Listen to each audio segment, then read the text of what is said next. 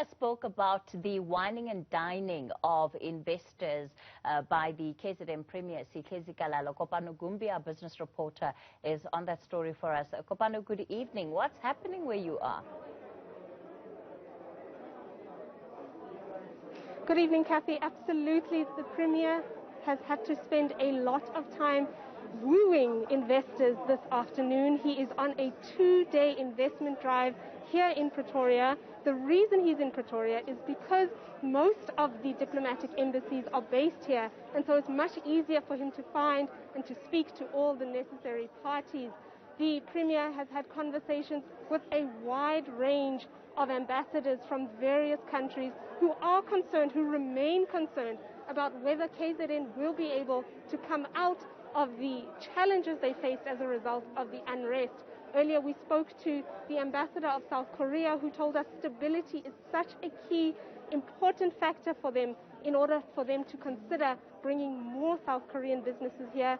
The Premier has also had engagements with the British High Commission, which is the largest trading partner not just in South Africa, but as well in the KZN region. And that meeting went underway earlier, was quite an extensive meeting.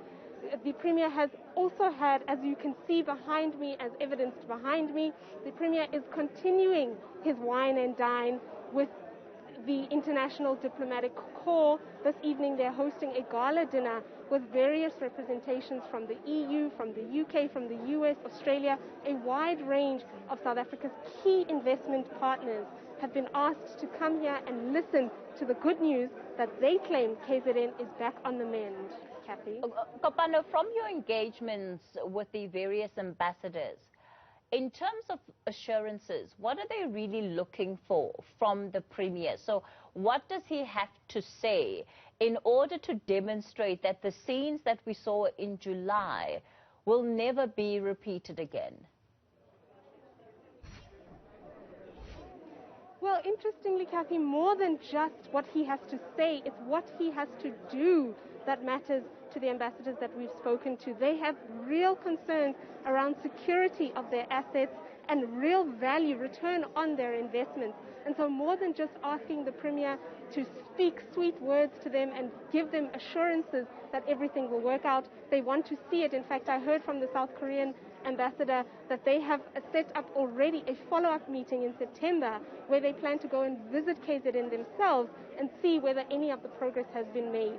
Security, surety that their assets and their investments are secure and that they're going to get a return on their investment is the number one thing that most of the ambassadors are really concerned about, Kathy. Kopano Gumbi, we're going to leave it there for now. She'll continue to, of course, watch and cover that particular event that is unfolding tonight.